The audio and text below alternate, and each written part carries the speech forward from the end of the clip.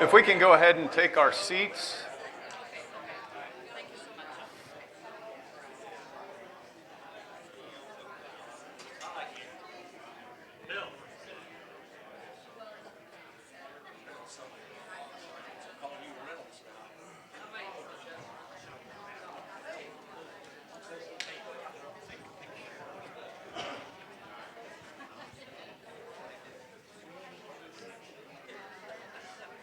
All right. So we're going to go ahead and go through the rest of our, it's not an agenda because this isn't an open board meeting, but we're going to go through the rest of our kind of program for this morning. So as previously announced, we're going to talk a little bit about the letter of intent. I hope at this point everybody has received all of those things. Can we turn this down just a little bit? Thank you. Perfect.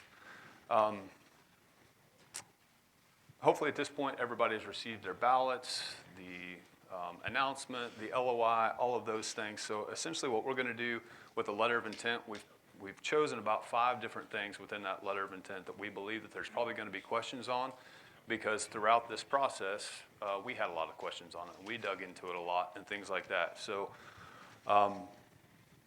number 1, seller. So it states Silverleaf Resorts Incorporated and or Silverleaf Resorts LLC as successors and interests, so on and so forth. So there was a question at the last meeting about how do we know that we've wrapped all of these things up?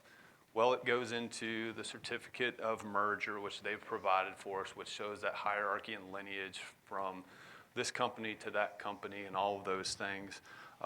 There are previous sales documents. There are a variety of things that go into this.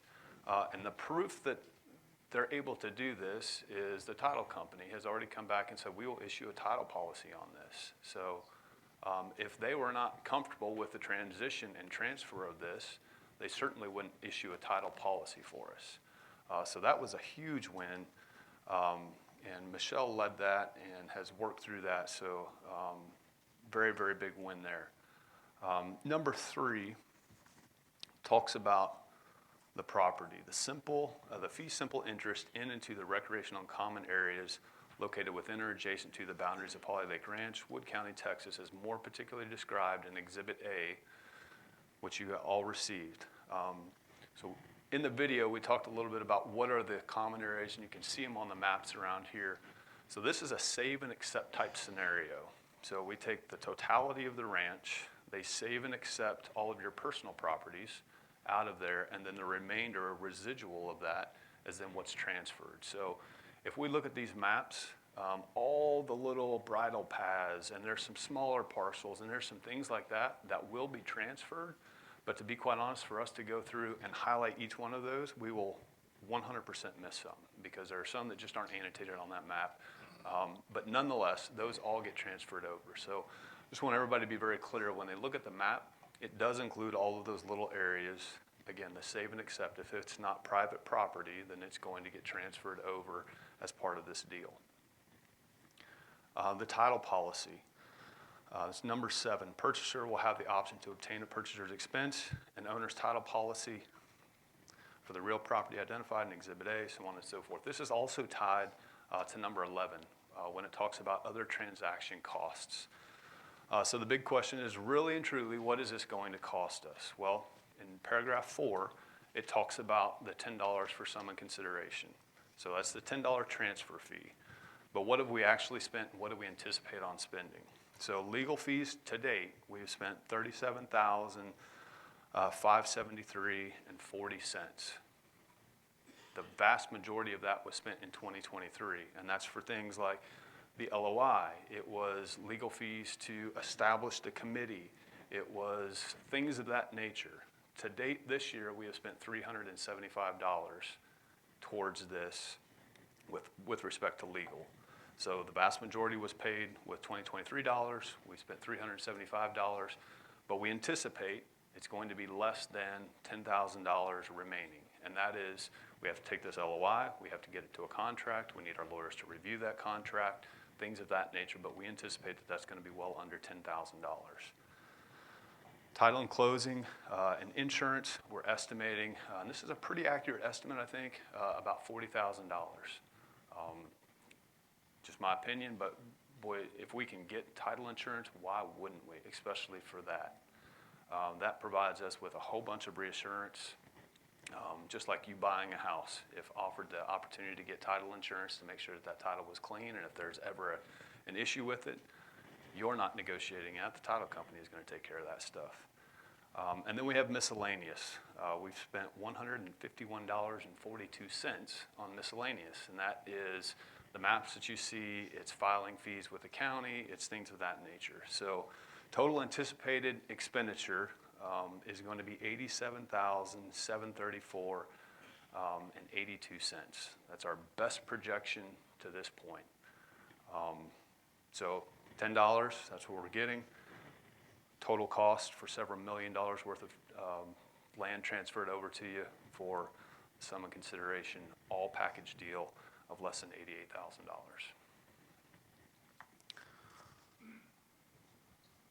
Number 13. So the last sentence in that paragraph talks about the purchaser agrees to negotiate such terms in good faith, including that the third-party purchaser's rate for the use of amenities shall not be greater than the rate charged by purchaser for similar properties. Very clear legalese, right? So what does that mean? We had that question too. Well, explain to me what similar properties are. And we have it in writing. Similar properties, as agreed to by Silverleaf, is a rate equal to the rate charged by HLRA members. So our going-in stance to this was, if it costs you $175 minus, what is it, $14.24 for trash, or $14.76, I always get those messed up. So let's call it $159 to use your amenities. Why wouldn't it cost them $159 to use your amenities as well? Seems like a fair deal to me. And that's essentially what this says. It cannot be greater than that. We can't negotiate in good terms and say, sure, come on over and use it, it'll be $10,000 a day. Just doesn't work that way. So that's really and truly what that piece means. And then finally, number 14, the developer role will be transferred to HLRA along with the privileges, duties, and responsibilities as defined in the Holly Lake Ranch restrictions, recorded instrument numbers, so on and so forth. So what does that mean? Well, essentially, we talked about it a little bit in that video, but if you go back to your subdivision restrictions, it talks about the developer. It was important to us that that all be wrapped up. If the association is not the developer, then who is? Well, we wanted to clean that up. So this is just their confirmation that, yes, this will be transferred over. That developer role and status will then be transferred if you all choose to vote yes on this. So then that will close the deal, so to speak, on all of these things. Again, we didn't want to go through line by line in this. We certainly can as we get into questions and answers. I would ask that all questions and answers be related to this. Just a reminder, this isn't an open board meeting. There won't be minutes and things like that. We are videoing it, and we'll put it up on the YouTube channel. But the purpose and intent of this is simply and solely for the vote for common area transfer. With that, I'm going to turn it over to Bill, and he's going to go through some of all of the questions produced by members that sent them into owntheranch@hollylakeinfo.com. So, Bill, sir. Which one? Oh, sorry. Choose either one. Yeah. Either one? Yeah. We'll go with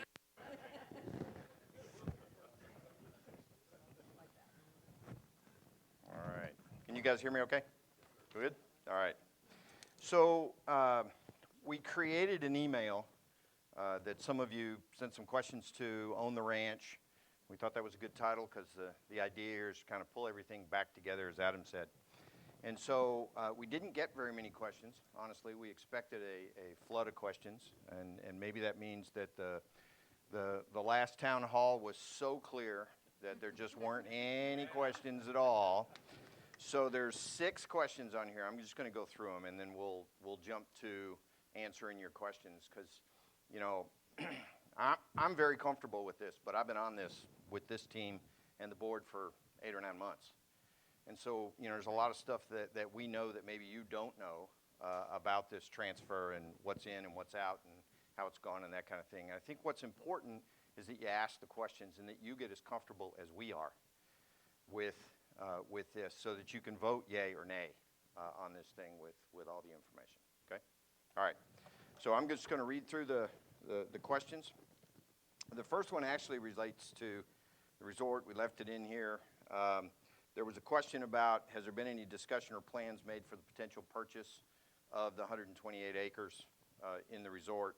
You know, at this point, as anybody that saw the video or came to the last meeting, the ranch is not participating in that bid. There are people that are, you know, scurrying around trying to figure out how to play in that, but the ranch will not be bidding.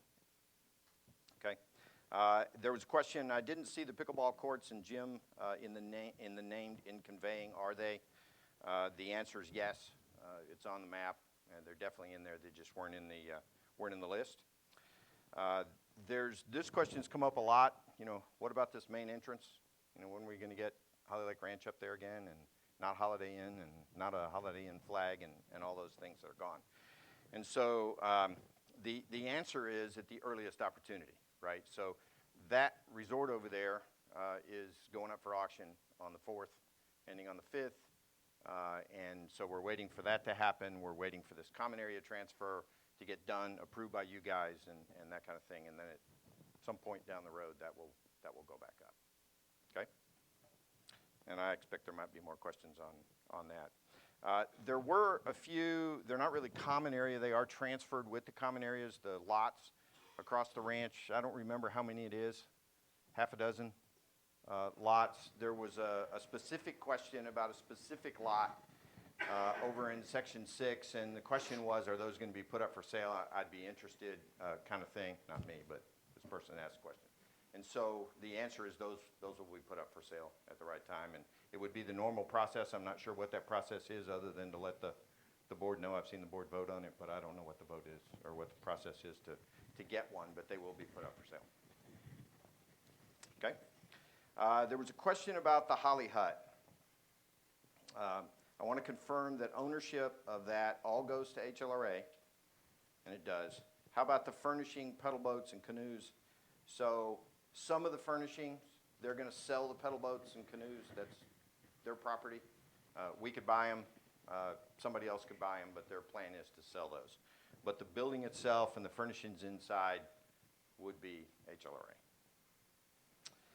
And then please provide a copy of the document filing number, property records. I don't think you covered this one. Anyway, it's on the recreational easement. So it was basically asking, where is it documented for today's recreational easements, and what kind of happens to those going forward? So they're on the website.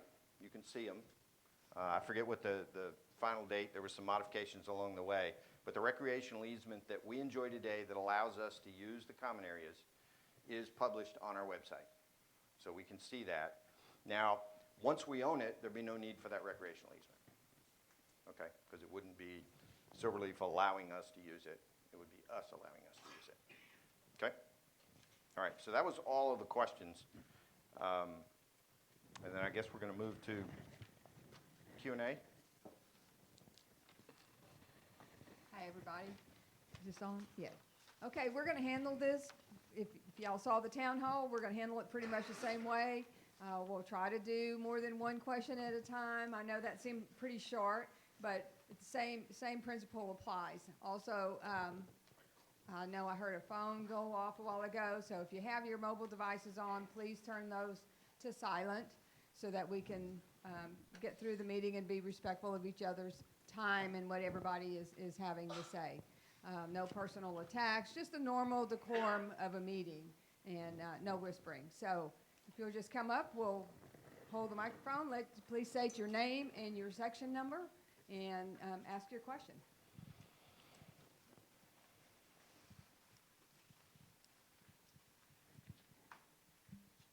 Hi, I'm Donna Parks. This just, to me, seems like a phenomenal deal. What is the biggest issue people have said the biggest issue people have said why they would not want to do this? To me, it just seems like a no-brainer, but that's my question. Well, I'll give my view, and you guys can chime in. Go ahead. Okay. I was just trying to remember. Did you say your name and section number? Yep. Donna Park, yeah, Donna Park section.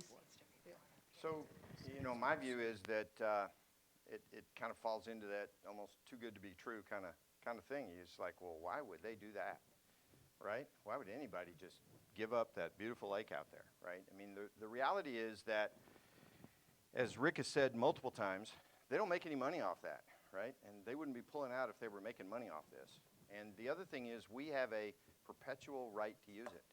So their ability, this is, you know, me speaking, now I can't speak for Silverleaf, but their ability to sell this to somebody with the drag along of we all get to use it, right, doesn't make it worth a whole lot. So there's encumbrances on the property because that goes with it. And so that's, I think, the biggest reason. The other is that we've paid for this, right? We pay the taxes, we pay the insurance, we pay everything. And so I think they believe, again, I'm speaking for them but not speaking for them, I think they believe that, you know, we pay for it, we ought to have it, and we've got a right to use it anyway. So it does look like too good to be true, but, you know, we've been through this for about 9 months, and we're going to take it if we can. So anyway, that's my view. Other comments? Okay, any other questions? Come on up.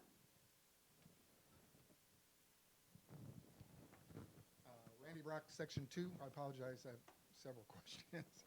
First and foremost is, what is the end period for this letter of intent? I saw we have the effective date when it was written, but is there a closure date where we've got I know we're counting ballots March 15th, but have they given us a date where, okay, guys, you haven't agreed to this, it's off the table? There's no end date in the letter of intent. We talked about that early on. You know, we'd hate to go through all this and then have it expire and them do something. I mean, their clear intent is to go forward with this. Ours is, and based on that, we didn't put one. So. And the restaurant, do we already own that? Okay, because I didn't see that in the transfer. One more question is, this property sold to a new developer, the access fees, would it be per unit, or is that to be negotiated? To be negotiated. It has everything to do, which is why we didn't just say, okay, here's an access agreement, put it in your bid, and there it is. Because we don't really know what they're going to do with it, right? It depends on what they do. You know, all we know is we had an agreement for a timeshare, you know, nickel a week, you know, whatever it was, right? And so somebody puts houses in there, it would be very different. It would look a lot like what we pay, right? If somebody says, okay, I'm going to sell those condos over there, and, you know, then what are they going to pay, and initiation fees and all that. So it depends on what they do with it. And so what we've asked is to sit down and negotiate something that's fair to the ranch. And so that's what's in the agreement. So the answer is we really kind of don't know what that looks like yet. M.G. Johnson, Section 7, Lot 85. I'm a little confused over this recreational easement. I took that to mean that was providing ingress and egress for those that had access to common properties, you know, recreational things. So if someone purchased this area at auction, and then we agreed to share our amenities, what is going to be their access to those amenities? Will it be just like the timeshares where they go through security and come in and leave? I'm a little confused over, the recreational easement is not that for that purpose. Is that correct? Well, the recreational easement that I was talking about earlier was Silverleaf writing an agreement where we could use the lakes and golf course and all of those things. But I don't think that's what you're talking about. No. I misunderstood, I guess, what the easement meant. I'm interested in how are these people going to have access to the amenities, just like the timeshare people did?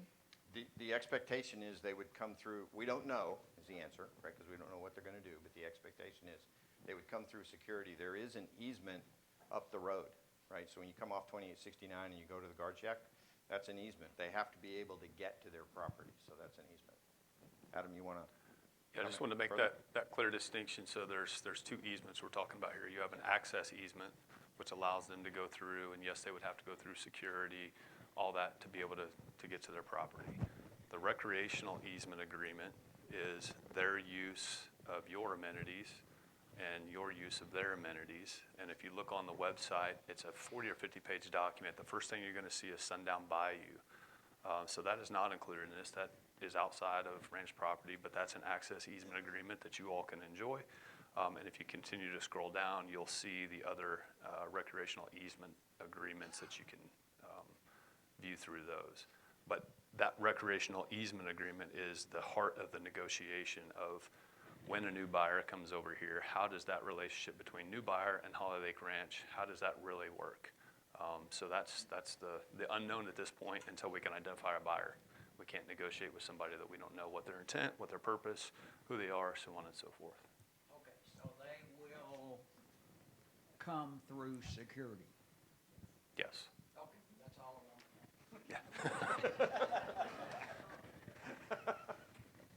Well, that would have been a shorter answer.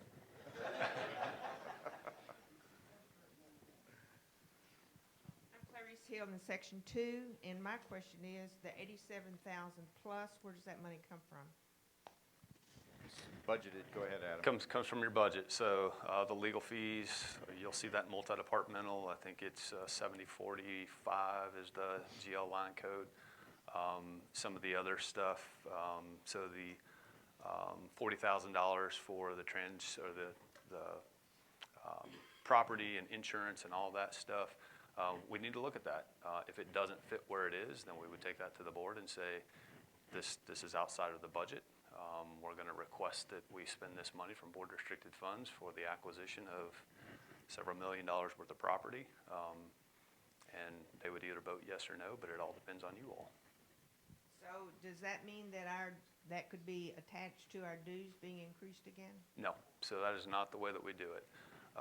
We have a budget, we stick to that budget. If we're gonna redo something with that budget, there's a couple of different options. If we overspend in one particular category, what we do internally is we spend less in other categories, just like we would do at home. You know, the budget is the budget, and if we overspend someplace else because an opportunity presents itself, then we'll cut something else.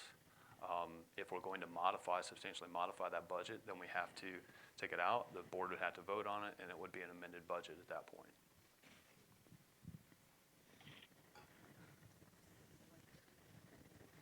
Jan Brannon, Section 4.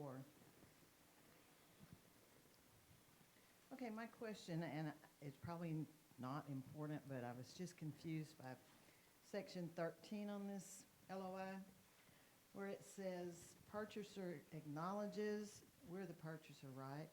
Yes.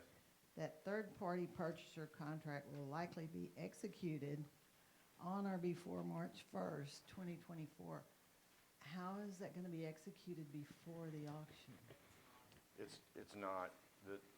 Yeah, I think that should have been April 1. Should have been error, because it was post, whatever. It says likely. Yeah. So Yeah. it's not, again, it's unlikely. Yeah, so we looked at that, we saw that and said, you know, is this worth sending it back for another iteration? Our typical turnaround time's about a week. Do we delay this, or can we key in on that likely? We know it's not likely, but it's likely, which provides a little bit of ambiguity in there. But do we delay the signature of this LOI for the period of a week over that? And our decision was no. It's unsubstantial, Okay. insubstantial, And whichever one. are we still going to have, as the ranch, access to the east side amenities? Well, we don't know what they're going to do with that property yet. So that's a question mark. So You're talking about like the pool and amenity center and that kind of stuff, right? I mean, that goes with the resort sale, right? So depending on what somebody does, those things may or may not exist. If they open it back up, you know, looks a lot like it is there, then we certainly would negotiate that. But we don't know what they're going to do yet. Okay, because the way this was written on, I'm going back to Mm-hmm. my first question now, and I thought, well, does the Holiday Inn already have a buyer under contract, and that's why that was like that, but no. No. It's still they- going to auction They do on not. the It's still going to 4th. auction, still sitting out there, 48-hour auction starting on the 4th at Okay. 11 o'clock. Thank you. Anybody else have any questions? Come on up. So, Ileana Sukta, Section 4. Under the inspections period, it says that we have 120 days to inspect. We own these or we Yeah. maintain these properties, so what is there to inspect? Am I missing something? Or is this just legal? It's just legal. Okay. And with that, it talks about defects. Are we talking about defects Yes. on So, So regarding the inspection period, it's not just a physical inspection of the property, it's an inspection of documents as well. So we've requested anything they have in file, any surveys they have, it gives us an opportunity to review all of that and say, well, we've got a problem here and renegotiate. but our goal would be to close this as soon as possible. That's the Yeah. ex-realtor in me, that's why I was asking. And then in number 18, this is the part that bothers me the most, that either one can back out at any time for any reason, no reason needed. How do we know they're not just stringing us along and at the end they're gonna go, boom, nope, you can't have it? That's the biggest concern I have. You know, my opinion, right, they've been very good at talking to us every couple of weeks, very forthcoming, very desirable to get this agreement going. Could they? Sure. I mean, they could do that. You know, one of the reasons this is non-binding is we can't sign a contract without everybody here saying, I'm in, right? And so we can't sign a binding contract, we gotta sign a non-binding, so it's non-binding both ways.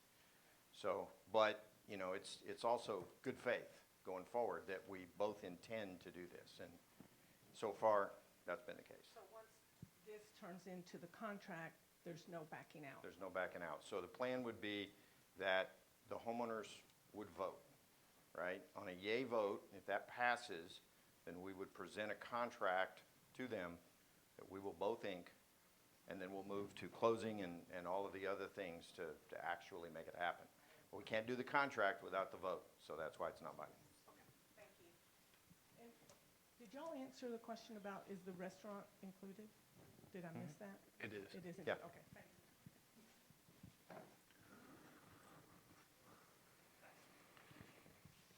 Hey, I'm Kurt Petty with, I live in Section 8, or have a home there.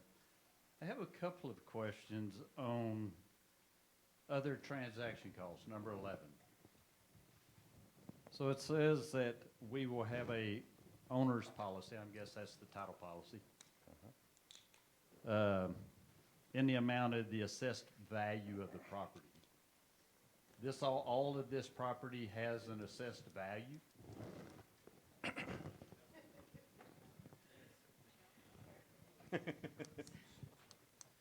So yeah, this is a little unusual since that normally a title policy would be issued based on the sale price, which of course is $10. So that doesn't buy us a whole lot of coverage. We have gone through all the tax rolls, and there are some properties out here that have no tax valuation. So those are zero. We're getting our title policy in the assessed value of the 8.1 million. So we've got there's a calculation that you go through to figure out how much the title policy is for that amount. It comes to about 36,000. So that's where that $40,000 estimate comes from. So based on what you just said, all the zeros, because I went through and found all the zeros on these, which. Sorry, you have to be. Okay, I have to be on the microphone. I went through and looked at all the zero properties, and there's quite a few in this transaction, right? Which according to the CAD, Wood County, nobody has ever paid taxes on those zero properties. Well, they don't have an account number associated with them, so therefore I can't submit a tax statement to anybody, correct? Yes. So what kind of, so the property taxes that we pay today, how much are we paying in property tax on?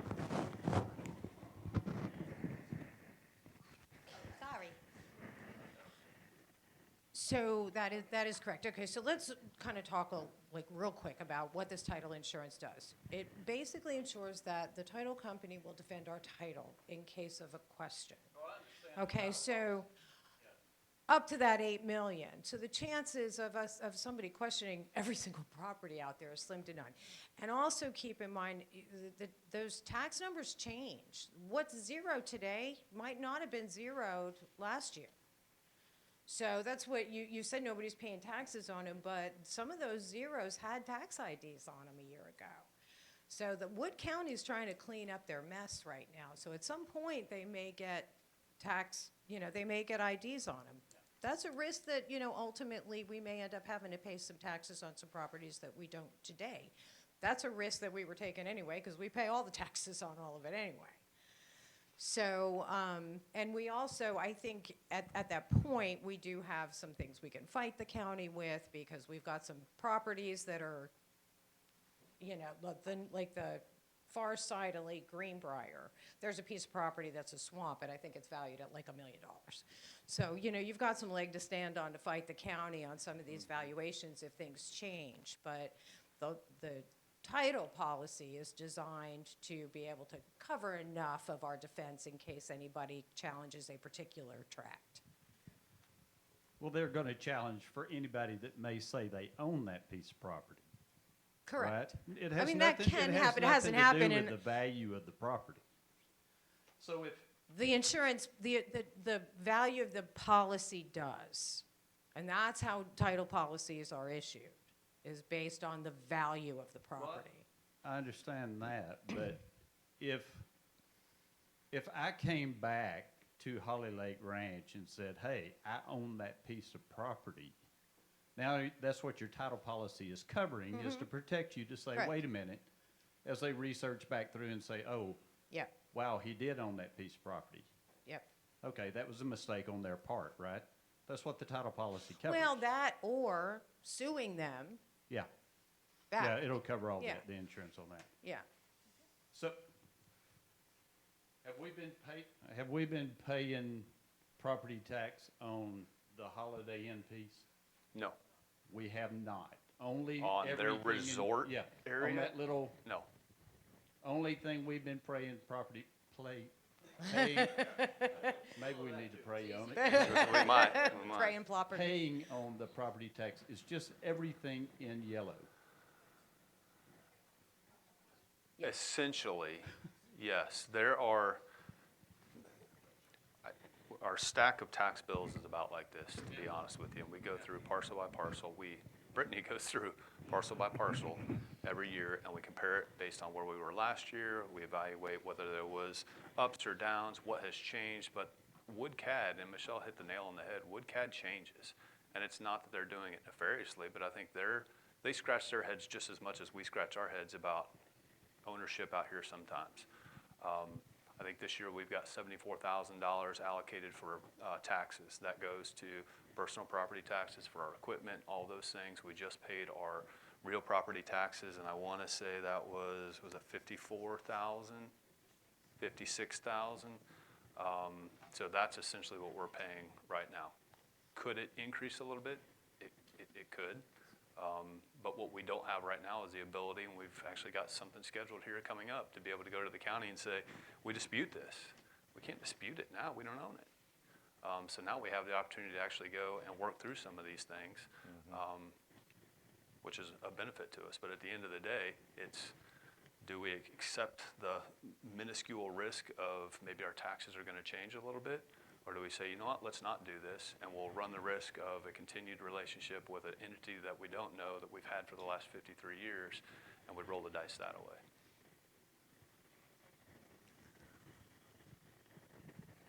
Okay. Well, I do have another. Sorry. One more? You're gonna get to line up here?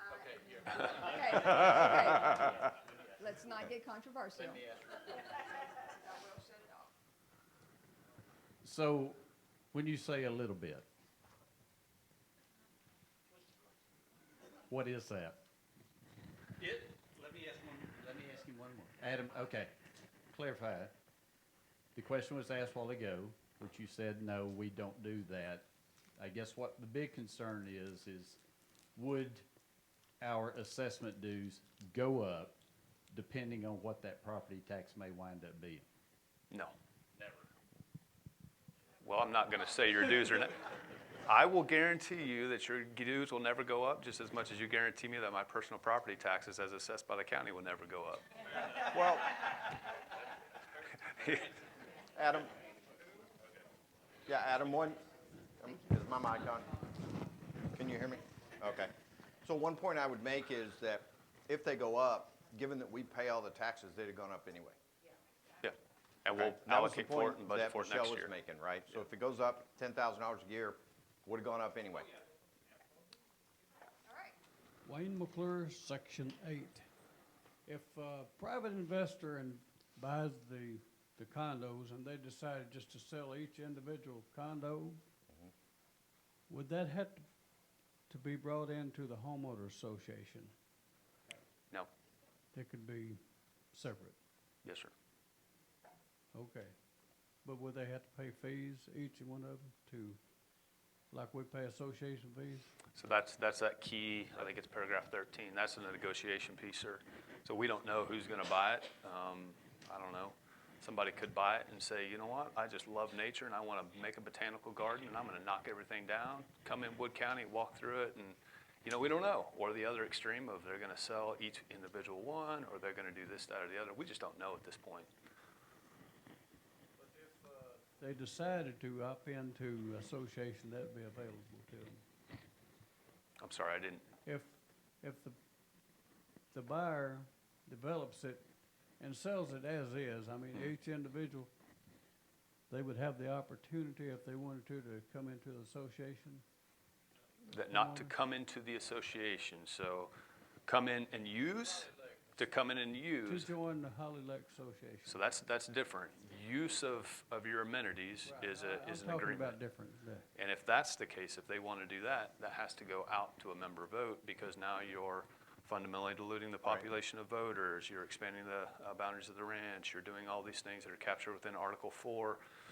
I think it's A, B, C, and D of your bylaws, which dictate what has to be taken out for a vote. Yeah, it would, just want to make a comment, Pam. So I don't think it would work if a person that bought, Unit 112 or whatever it was, wanted in, and everybody else didn't want in, right? What would you do with security? And I mean, how would you monitor that, right?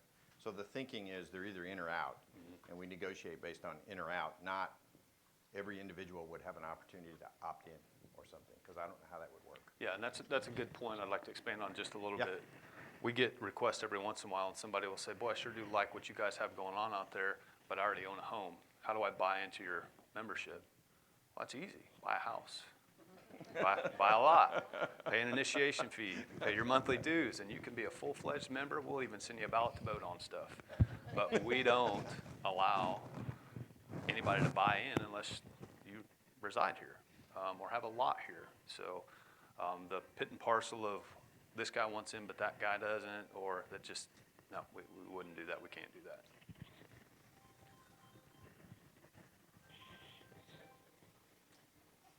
Just turn off your mobile devices. Somebody calling with a question, I'm sure. We're ready for another question. Ileana, that's Section 4, and I don't have a question, more so a comment. We talk about this entity. They could agree to not have anything to do with us, They could. and they have access off of 2869 to come in that backside of the facilities, right? Yes, So ma'am. they could just completely eliminate Holly Lake Ranch altogether, don't even use our security gates, and just have their own entrance from 2869, correct? So we That's could correct. just completely have no ties with these people. They could put an HEB over there and tell you can't use it. Oh, no. I'm just kidding. I'm just kidding. I love it. Watch out, Adam. Robert Wagner, Sir, Section 4. Robert Wagner, Section 4. My question is, the vote, is it a vote of total membership like, some people will get this, and they really don't care, so they don't react. Is that a no vote? Does No. it have to be 51% of the people that vote? Or Yes. 51% of the membership? No. No what? 51% of the votes received back, of the ballots received I don't back. think it says that in the letter, though, does it? Does it say membership? I think it maybe say membership. That could get you in trouble if that's right. I'm not sure. It says it in the bylaw. Okay, that's great. The other, that's a concern because a lot of people won't vote. And if it's a membership, that's a no vote. Okay. The other, how does Sundown Bayou come into play with any of this? And what is it now versus what will it be then? No change on that, sir. Right. So it's the same. That is outside, that is a separate recreational easement that the ranch enjoys the opportunity to use that. So that is unrelated to the common areas, it's unrelated to Silverleaf, it's unrelated to all of that. That will remain in place and is not impacted by this. So if we want to go fishing down there, we can get a key, go through the gate, and do the same thing we do. Yes, sir. Yes, sir. Great. Come on out.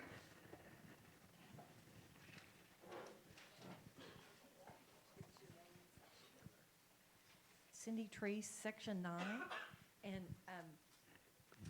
I think you said that the parcels of land, kind of the extra pieces that we don't normally think of, common areas, will also be acquired in the letter of intent and the contract. Is that correct? Yeah, you're talking about, I think Adam mentioned it, you're talking about like the little trails that lead to something, that kind of Yes. thing. And Yes. and plots of land also, correct? There are some lots that Silverleaf owned.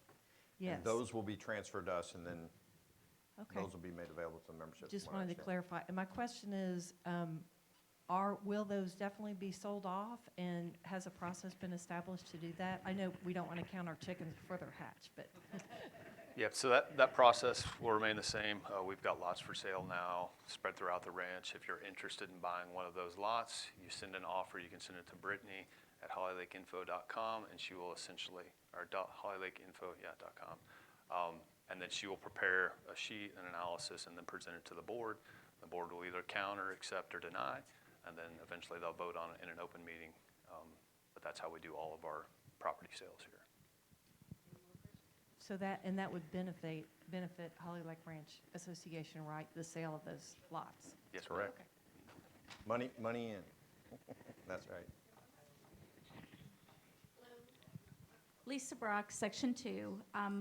With the sale of that, the entity being different with the Holiday Inn property, we could possibly lose the ability to use that pool, the mini golf course, the shuffleboard courts.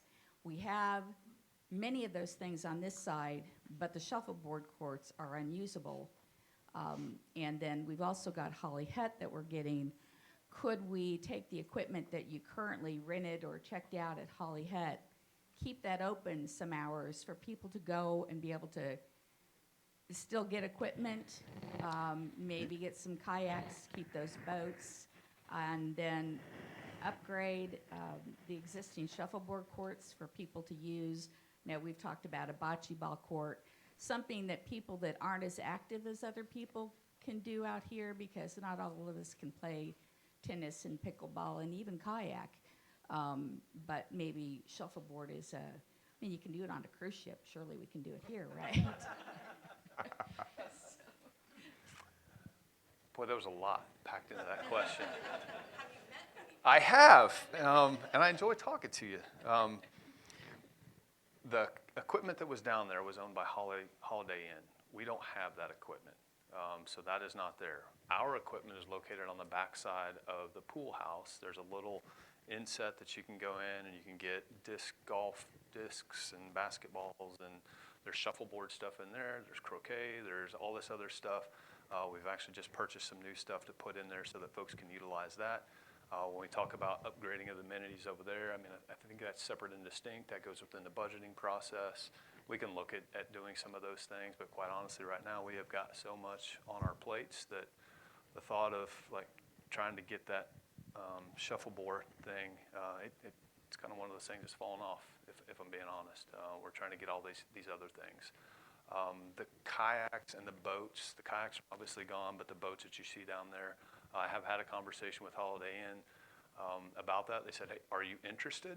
And I said, I don't know that we're not, but you know, if you want a couple bucks for them, fine. And it was, well, they're worth $2,500, maybe to you, not to me. We're still kind of working through that. Would we put somebody down there? No. I just don't see, I mean, we're talking a part-time employee down there, even to their own accord, with having all their folks come in. They never broke a profit down there renting stuff, let alone giving it out for free. So in the event that we were able to get the paddle boats or something like that, in all honesty, we'd have to look at it from an insurance perspective, but there's no reason that, you know, at least in my opinion, right now, looking at it 30,000 foot, that we wouldn't just allow folks to use those. Come up, get a key, sign your waiver, hold harmless agreement, give us your license so that we know that you're gonna lock it back up, and then come back up and we'll give you your stuff. But we don't know. If they want $2,500 a piece for them, I don't think I'm interested in that. With Holly Hut, we could have a little store with selling bait. And you ever try to get bait out here? You got to drive a long way to get bait out here. Have a little store, sell some Holly Lake Ranch logoed stuff, something like that, even if it's open once or twice a week, even if it's a volunteer thing like the library. Yeah, we run into issues with things like that. I can't in good conscience ask a volunteer to be responsible for the money and property and things like that. We run into risk and liability. What's it going to cost us down there? What do we think our return on investment is going to be? How much are we going to make on those things? We got to start looking at all of that. I just don't know that it's going to be beneficial. If it's not beneficial, then, you know, how can I look each one of you in the eye and say we're dedicating a penny of each one of your January dues to something down there that's losing money on it? Okay, then can we get an HEB to come in here and on that side? You can use it, but I don't know about Ileana. Like, with access, yeah. That would be great. Okay, all right. So no hole 12 golf fountain. You guys heard it. Ileana said it. I'm sorry, I can't hear you. Linda Tuck, Section 4. This is a non-binding LOI. Correct. So do we get to see the contract when it's written before y'all sign it? If there are substantial changes, do we get to come back and say that's not what we agreed to? The plan was if there's substantial changes, we got to revote. Okay. There will be So legalese there won't be changes. substantial changes. Well- But the question is, We hope there won't be substantial changes. well, If there are fundamental changes to the contract that are outside of administrative legal things that make it binding, we clearly want a binding contract. We have a non-binding LOI. Right. So things outside of that, then yes, it does require a new vote. But if it still is, the meat and potatoes is the same, then no. It doesn't require another vote. At what point is that the change, and will we get to see it ahead of time, or will it be up to just the board getting to look at it, or whatever? So where's the break-off point? Honestly, we'll send it to legal. I mean, we'll send it to legal. Yeah. I mean, all of this stuff is being reviewed by legal. I'm Right, not- and I understand that. I know you do good work, but I just want to see, where's the break point there? You know, of saying, this is not what we agreed to, or, yeah, this is still falls into line with what we agreed to. Okay. And is there a break point? Do you understand what I'm well, saying? yeah, I mean, my opinion would be, I think we would argue against changes, and Holiday Inn or Silverleaf isn't really going to want to substantially change this, because their goal is, you know, get out of East Texas, right? And so if they said, no, I got to have these things in the contract that we didn't talk about previously, and the game completely changed, then they're not going anywhere on this anytime soon. So it's going to delay them if they do that. So I don't think it's in their best interest to make changes, but until we see it, we don't know. But I think we're going to be putting together, Holly Lake Ranch, the contract to send over to them. So we'll at least start with what we agreed to in the LOI. I'm not anticipating changes. We aren't, but it could happen. Yeah, keep in mind, this letter of intent is far more detailed than a typical letter of intent would Right. be. For that reason, Holiday Inn knows that we needed to go to vote, that we needed to have all the terms, all the material terms outlined ahead of time so that we could go for a vote. So that's why it's taken so long, that's why there was a lot of back and forth, and that's why that letter of intent is so many pages with so many details in it. Okay, do we have any other questions? Mr. Bowman, come on up. I don't have a question. You guys are providing information. I'm going to say, if you don't sign this, you've lost your cog. In 2012, we had a combined board in which Silverleaf had the board. We had 4 members, they had 5. We got the board in 12. In 14, we talked to them about this property. At that time, the quote to us was $2 million. We didn't have $20,000, so it was a dead issue. Normally, we would have had this as part of the developer turning it over, but he chose not to. I'll tell you what, this is a bargain, and we're crazy if we don't accept it, because you will not get another chance. You got meat out of the picture, you got Silverleaf out of the picture, you got an unbiased seller right now, you better take advantage of it. Yep. Thank you, Mr. Man. Bowman. Okay, any other? Come on. That's all right, come on. Ask away. Just one more. And Michelle, you can probably answer this for us. Yeah, you get picked on. So this is part of the LOI, is that correct? Mm-hmm. Okay, all I'm looking at, it's just property, all It's right? Exhibit A. The legal. And these have Wood County property IDs attached to them that are not on their website, is that correct? Well, I looked at these properties, some of these, and they don't pop up when you key that in under the ID.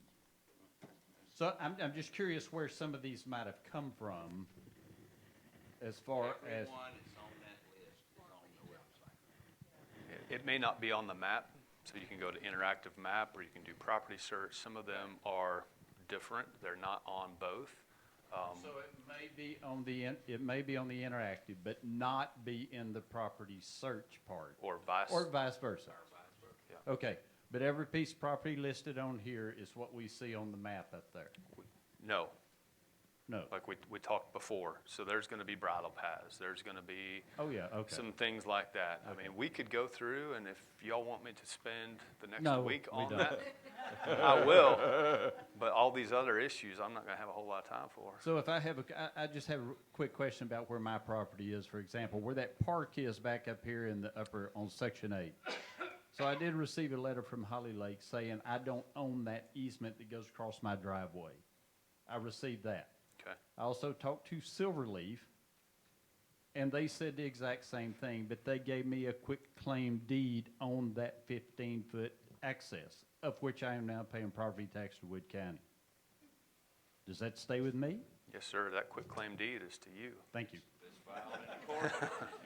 Yes, sir. Yeah, right. Jan Brannon, Section 4. I'm trying to get the mental picture of this third-party purchaser thing in a timeline. So if the third-party purchase is contingent on what we agree to as far as their use of the amenities, or how's all that going to fall together? Will they sign a contract not knowing what we said they could use, or when they buy that, basically, I guess what I'm asking is, we don't have very much control over what they do with it. Will we as a body know who purchased it and what the use is before we agree to the final contract? So we don't get a vote, period, at all whatsoever on what they do over there with the new buyer. That'd be like me trying to tell you what you can do on your property. So we don't get a vote in that. What we do get a vote in is the relationship between Holly Lake Ranch Association and the new buyer. If they want to use your amenities, that's where our negotiations come in. If they move in and say, you know what, I don't want anything to do with you guys, we're going to be neighbors, but we'll never be commingling neighbors, we just need access in, okay, That's one scenario, and we'd have to look at that. So what does access require? How do we protect our amenities? All those other things. Or it's, we'd really like to become part of the ranch. Okay, well, that's a whole different scenario. Now we have to take that out to a member vote. We have to do these other things. But at the end of the day, they're going to close on this thing right now on the 5th or 6th of March is when the auction is supposed to expire. They do have the right and reserve the right to extend that if they want to. But all we know right now is it's 48-hour auction. It's going to end at some point, and then they have a 30-day period to close, I think is what the terms list in there. So during that 30-day period, that's their opportunity to come back to us and negotiate those things. They're probably already going to do some additional due diligence and things like that on their part that they haven't previously done. But that's their 30-day window to get everything wrapped and signed up. And then we'll continue to work forward in good faith, as stated in the LOI, to figure out what is best for us and for them. Does that make sense? But to clarify, Adam, what we're talking about in that is just for use of the amenities. Yes, And yes. access into the ranch. To Correct. get to their property. We're not talking about other stuff. About what they do with that property. Correct. Right, we don't have a say in that. Okay, so let's say somebody buys it that we're really not too fond of. Can we just absolutely say, no, you can't use our amenities? No, We can't. no. Just like today, if this were off the table and they sell that and the existing recreational easement that is in place, like we don't necessarily get a say in what they're going to do or that negotiation. They still get to use this because there's an existing agreement in place. Okay, so will this amenity decision be made before we make our final contract? Or, Right, we don't know. They could sit, I mean, and it's not, we don't know because we haven't looked into it, but we don't know who's going to buy that. Let's say ABC buys it, and they could not approach us for 45 days. Like, we don't know. They could approach us the next day. We could be in negotiations for 3 weeks. We could opt to do something interim because there's not enough clarity. There's all these other, there are so many scenarios that could take place that we don't know until a buyer is identified. We don't have anybody to work with right now. so we have no idea really what's going to happen? No. As far as the amenity usage and No, all of that? correct. And they could just not even approach us at all and just use them anyway? Nope, that won't happen. How do you get through our gate? Will they have their own separate entrance then? If they don't approach us, they have to establish a separate entrance? Well, they could do that. They could, there's a lot of scenarios. We can't deny them access to their property.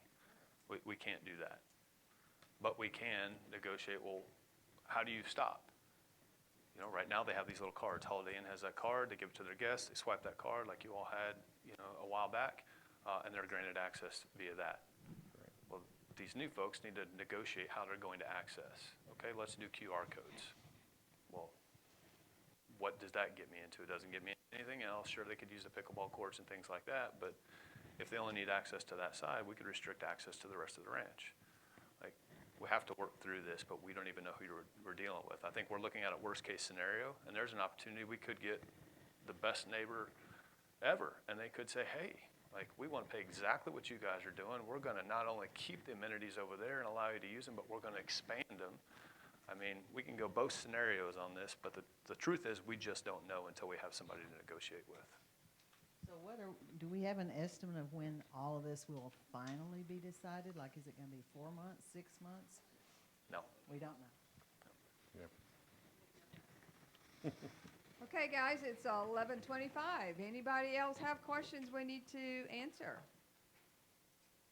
I see no hands. I see nobody standing. Okay. So just a statement. So remember, we've got the email out there. We're monitoring that email, the Own the Ranch. So if you've got questions when you get home, send them in, right? There's another town hall on Tuesday at 6 o'clock. We'll go through the same material, same kind of questions and that kind of thing. So you got an opportunity to come back and do that. The idea is we want to get everybody as comfortable with the information as we are. All right, thank you all. Have a great Saturday and enjoy the beautiful weather.